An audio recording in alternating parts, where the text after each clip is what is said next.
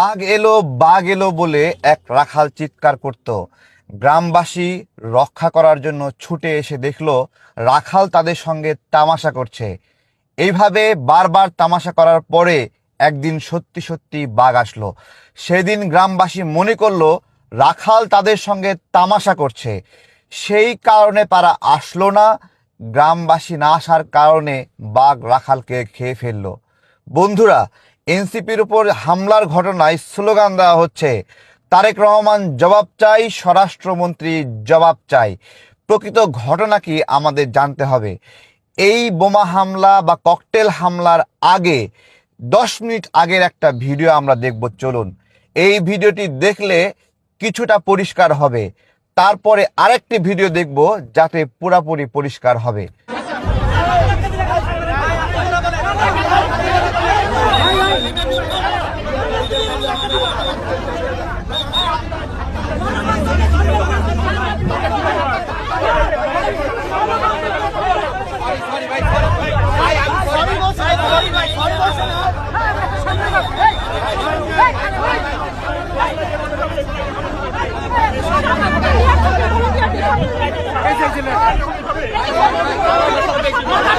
ঠিক 10 মিনিট আগে কি হচ্ছিল তা আপনারা দেখলেন।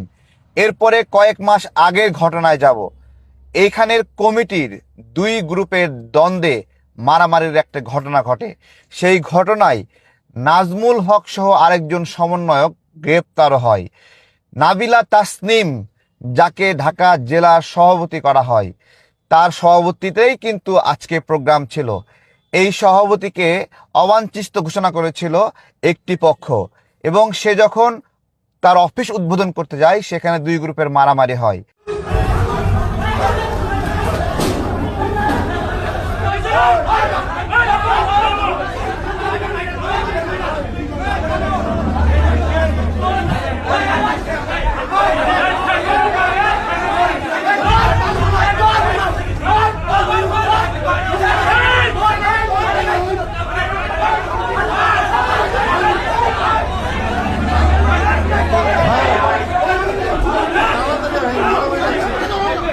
আজকে যখন নাবিলা তাসমিনের সভাপতিতে এখানেই প্রোগ্রাম হচ্ছিল, তখন সেই বিদ্রোহী গ্রুপও এখানে ছিল। এবং ঠিক 10 মিনিট আগের একটি প্রোগ্রাম আপনাদেরকে দেখাচ্ছিলাম কি পরিস্থিতি ছিল। এখানে আইন শৃঙ্খলা রক্ষাকারী বাহিনী একটা প্রশ্ন করেছে, বিদ্যুৎ কেন বন্ধ হয়ে গেল এই প্রোগ্রামের ঠিক একটু আগে। আর সেই অন্ধকারে এই ঘটনা ঘটেছে। এই যে বাঘ এলো বলে এলাকাবাসীকে, জনগণকে আতঙ্কিত করা, তামাশা করা জনগণের সঙ্গে, আজকে কিন্তু তারই একটা গন্ধ পাচ্ছেন। মাঝে মাঝে এনসিপির অফিসের সামনে ককটেল ফোটে। কে ককটেল ফোটায়, কাকে ভয় দেখাতে ফোটায়, নাকি নিজেরা অপ্রাসঙ্গিক হয়ে পড়েছেন, সেই প্রাসঙ্গিকতা ফিরাতে ককটেল নাটক, বোমার নাটক করা হচ্ছে।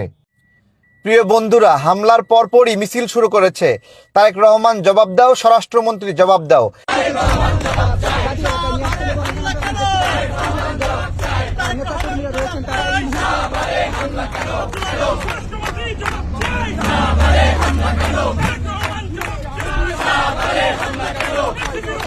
এই খেলা কিন্তু অনেক পুরনো, আমরা জানি।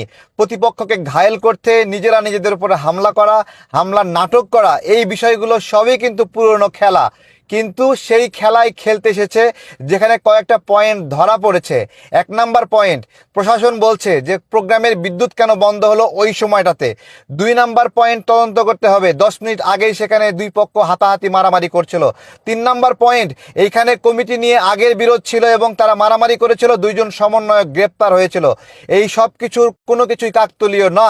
নিজেদের ভিতরের সমস্যাকে সরকারের ওপর দায় চাপিয়ে যেভাবে বলা হচ্ছে, তারেক রহমান জবাব দাও, স্বরাষ্ট্রমন্ত্রী জবাব দাও, এই বিষয়গুলোকে আপনারা কিভাবে দেখছেন? আমি তাহলে ওই কথাটাই আবার বলছি, এই যে বাঘ এলো বলে রাখাল চিৎকার করতেছিল, যেদিন সত্যিকার অর্থেই কোনো হামলা হবে সেদিন দেশের মানুষের মিনিমাম সহানুভূতিকে এরা পাবে।